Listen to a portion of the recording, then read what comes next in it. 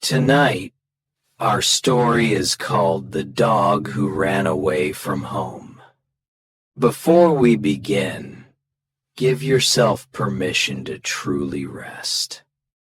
Go ahead and lie down in a comfortable position. Feel the mattress, the pillow, the blanket quietly supporting your body. You don't have to do anything. You don't have to prove anything. You only need to be here, in this moment. Gently close your eyes.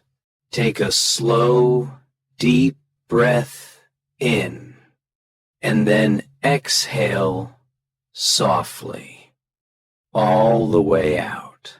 Each time you breathe in, imagine you are drawing in fresh, cool, clean air.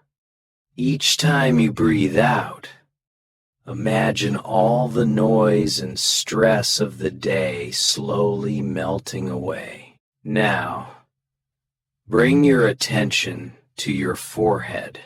Let the muscles there soften, like a sheet of paper being gently smoothed out. Let your eyes rest behind your eyelids, no longer needing to look at anything, no longer needing to pay attention to the outside world. Relax your cheeks. Let your jaw unclench. Drop just a little, easy and loose. Move your attention to your neck and shoulders. If you like, you can imagine a kind hand resting lightly on your shoulder, saying, "It's okay now. You've done enough for today. You can put it all down." Let your arms grow heavy, your hands soft and relaxed. Notice your chest and belly rising and falling in a calm, steady rhythm, like small waves touching a quiet shore. Allow your legs to stretch out in a way that feels good, so your whole body can slow down, soften, and feel safe.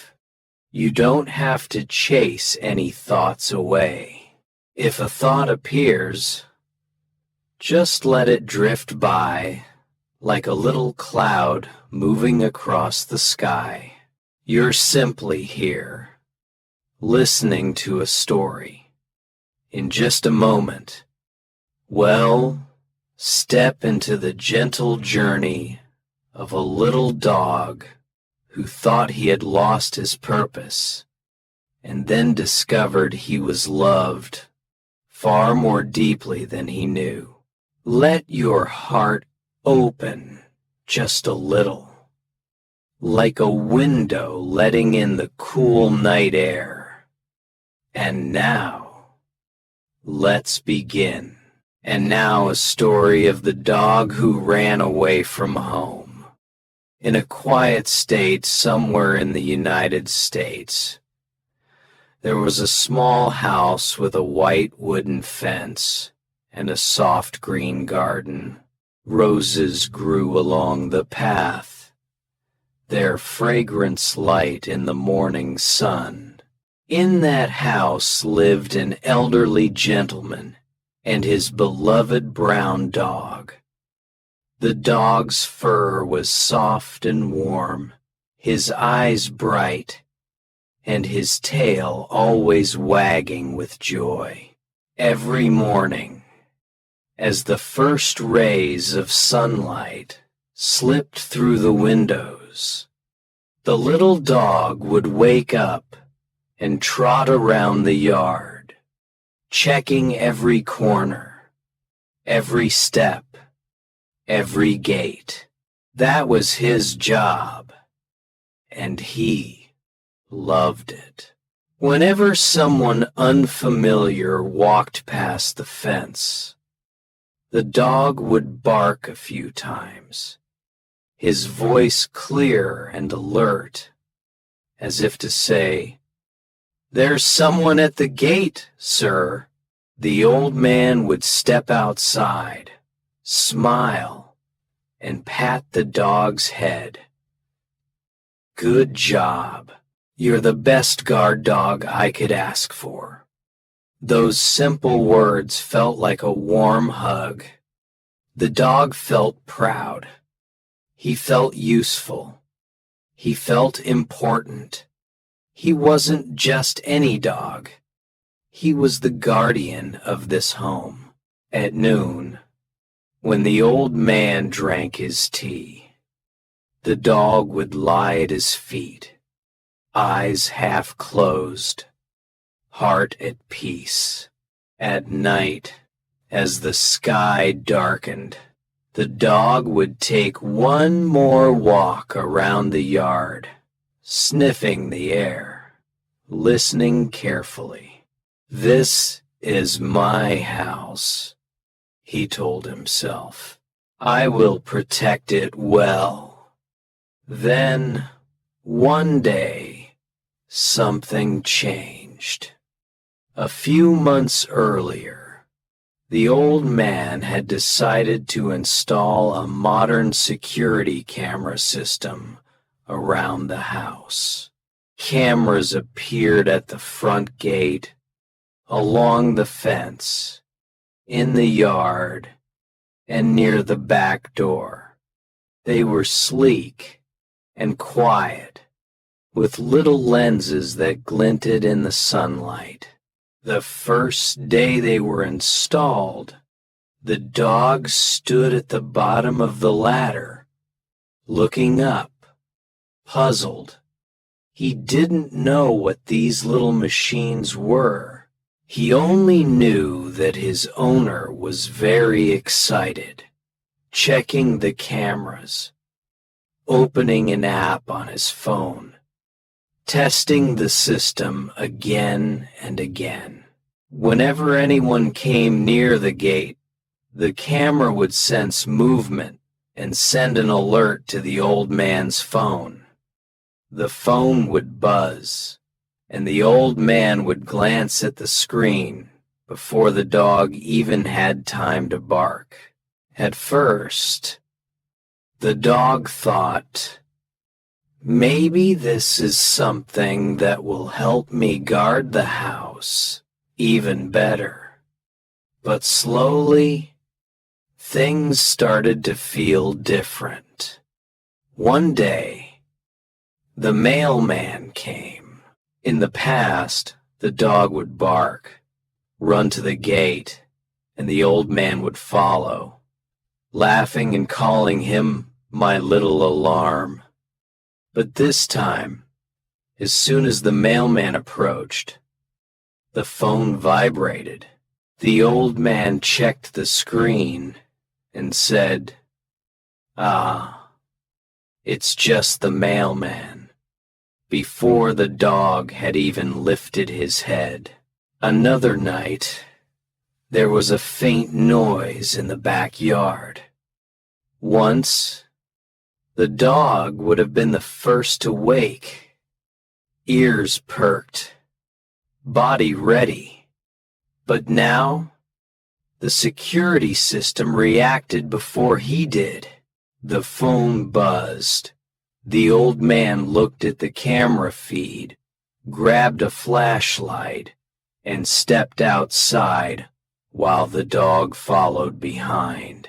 Day after day, the dog began to notice that the cameras always saw things before he did. They were faster, more precise, always watching.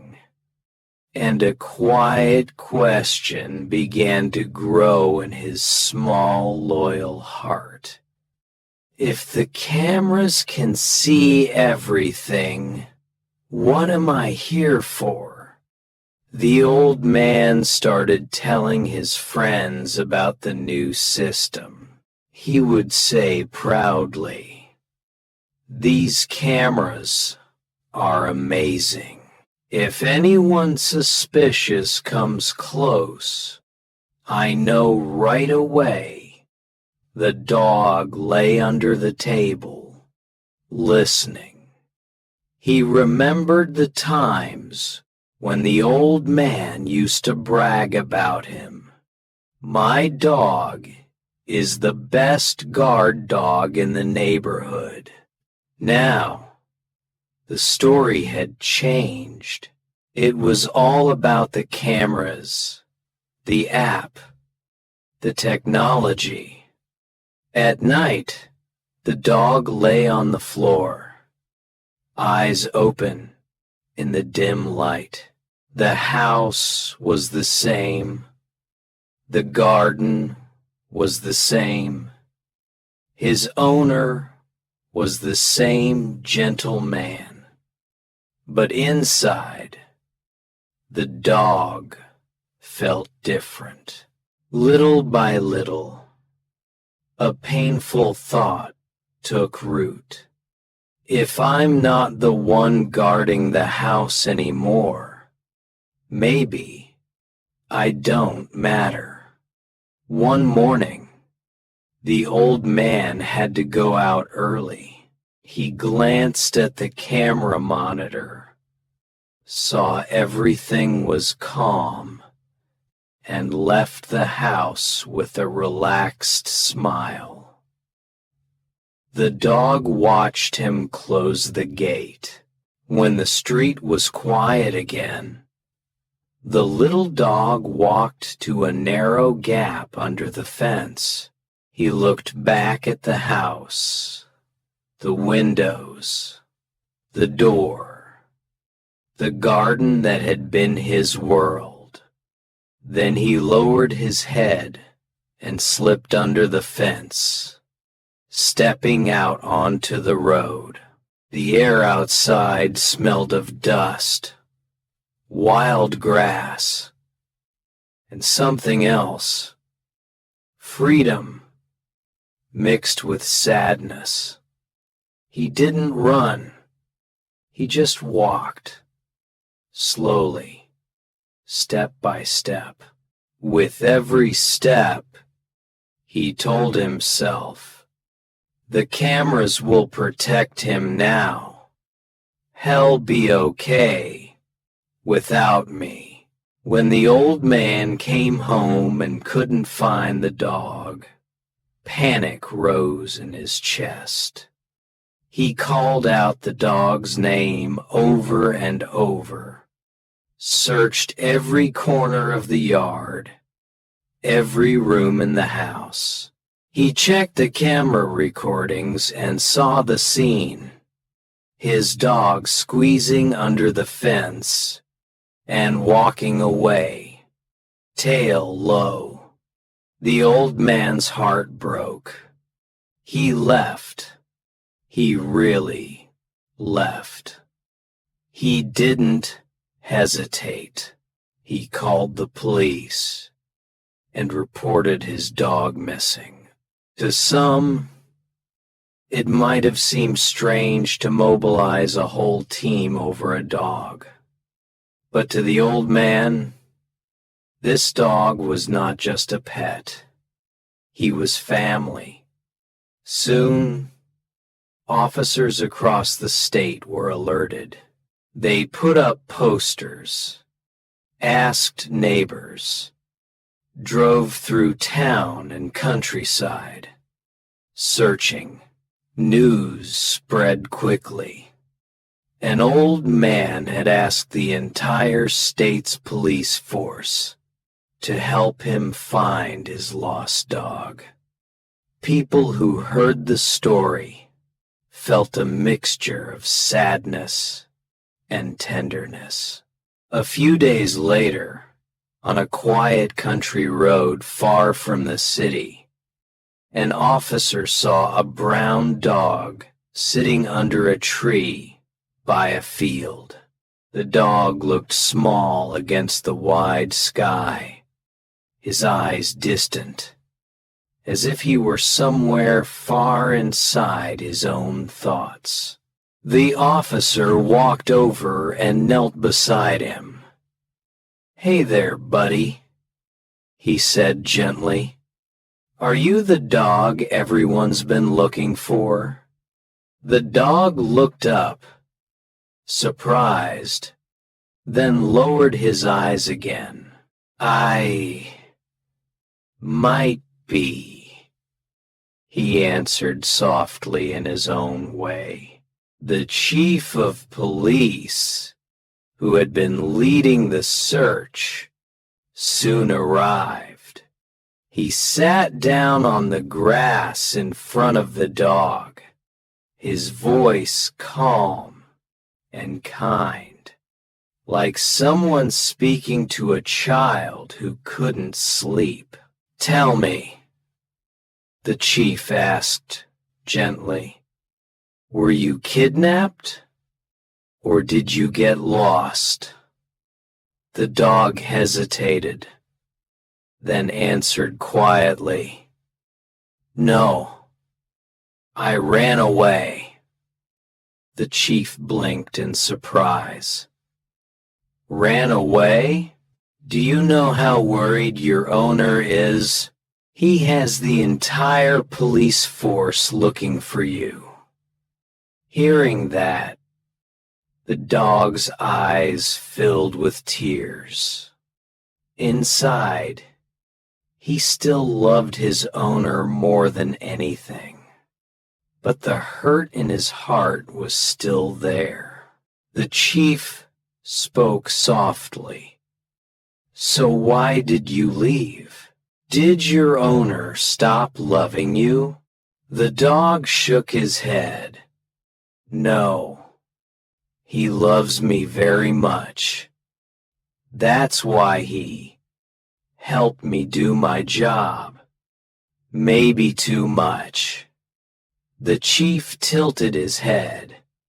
"What do you mean?" The little dog swallowed hard and began to explain. "A few months ago, he installed a security camera system all around the house. It's very modern. Whenever a stranger comes near, it sends an alert right away. I'm a dog. My job is to guard the house and warn my owner when someone strange appears. But now, as soon as a stranger gets close, the cameras already know they're there. They don't need me anymore, so I don't feel useful.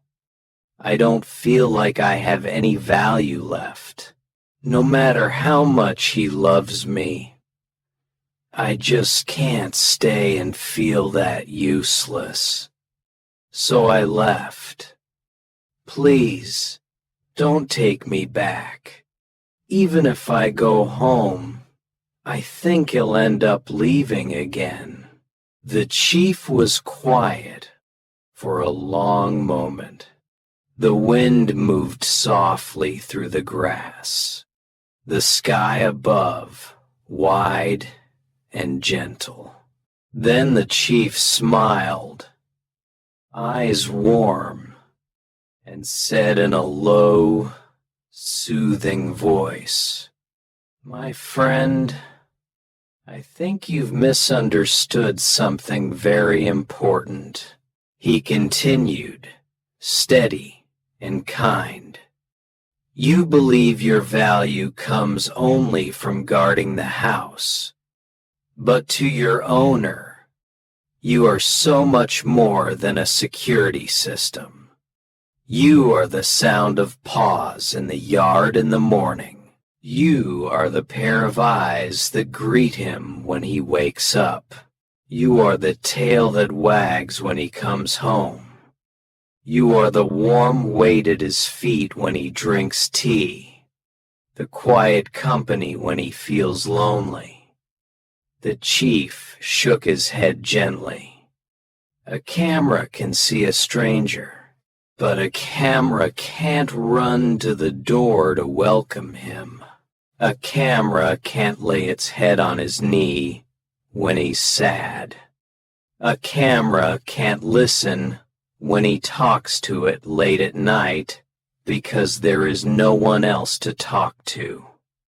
The dog lifted his eyes, the chief's words settling deep inside him. You left because you thought you had no purpose, the chief said softly. But in doing so, you took with you a huge piece of your owner's heart. Do you remember how he used to pat your head? How he called your name in that special way only he uses for you? How you two would sit together on the porch in the evenings, just being there side by side. No camera can replace that. None. At that moment, a car pulled up nearby. The old man stepped out, eyes red with worry and sleepless nights. He called the dog's name, his voice shaking. The dog turned and saw him. For a second, he froze, as if he wasn't sure it was real. Then his tail began to move. First a small wag, then a stronger one, until his whole back end was wiggling with pure, overflowing emotion. The old man hurried over, dropping to his knees. I'm so sorry, he whispered, his voice trembling. I thought installing the cameras would keep you safe and keep our home safe. I never meant to make you feel replaced. I never meant to hurt you. He took a breath, tears in his eyes. You are family. The cameras can watch the house, but you are the one who keeps my heart warm. I don't need you to be perfect at guarding. I just need you to be here with me. The dog couldn't hold back anymore. He jumped into the old man's arms, pressing his head into the man's chest. The old man hugged him close, and for a moment, the world was just quiet breathing, and the sound of a heart finally at peace. The chief watched them with a soft smile, as the late afternoon light wrapped them in a gentle glow. That day, the dog went home. The cameras were still there, quietly doing their job, but the dog no longer believed they were his competition. He understood now. He wasn't just a guard dog. He was a companion, a friend, a member of the family. That night, as the old man drank his tea, the dog rested his head on the man's leg, eyes closing slowly. The old man stroked his back and whispered like a lullaby, "Sleep, my friend. We're safe together. Technology can protect the house, but you make it a home." Outside, the night wind moved gently through the rose bushes. Moonlight poured through the window, covering the little dog in a soft silver glow. He drifted into sleep with a quiet, peaceful thought resting in his heart. I have value simply because I am loved. The little dog gently reminded us that our worth is not defined only by what we do, but also by the love we give and the presence we bring into this life. The dog believed his only value was in guarding the house. When the cameras took over that task, he felt useless and walked away. We do the same thing. We tie our worth to our job, our performance, our role, our productivity. When something changes technology, circumstances, people, we panic and whisper to ourselves, maybe I don't matter anymore. But just as the chief explained, the dog's true value was not in his barking. It was in his presence, in his joy, in his loyalty, in the way he simply existed beside his owner. Our value, too, lies in who we are, not just in what we do. In our kindness, our laughter, our willingness to listen, our imperfect but genuine heart. Another message is, when we love someone, tell them how much they matter. The old man installed cameras to protect his home and his dog. His intention was love, but he never told the dog, and never imagined that the dog might feel replaced. In families, friendships, and workplaces, we often make changes for the better, but we forget to explain, to reassure, to say, I still need you. You are still important. You are not being replaced. A few gentle words, a simple conversation, or a sincere hug can prevent long, silent distances. We can keep the ones we love from running away inside, feeling alone in a house full of people. Now that our story has gently come to an end, you can let yourself sink a little deeper into rest. You've listened, you've felt, you've walked with a little dog who thought he was no longer needed, and watched him discover he was truly, deeply loved. Tonight, you can allow yourself to breathe a little softer. Inhale slowly and exhale gently. Let your breath become smooth and easy, like a calm river at night. You are loved. No matter what happened today, no matter what you did or didn't finish, you are still worthy of love, comfort, and kindness. You are cared for. There are hearts in this world that think of you, that are grateful you exist, that silently wish you a peaceful sleep. You are an important part of this world, just as that little dog made the old man's life warmer simply by being there. Your existence changes the shape of many lives around you.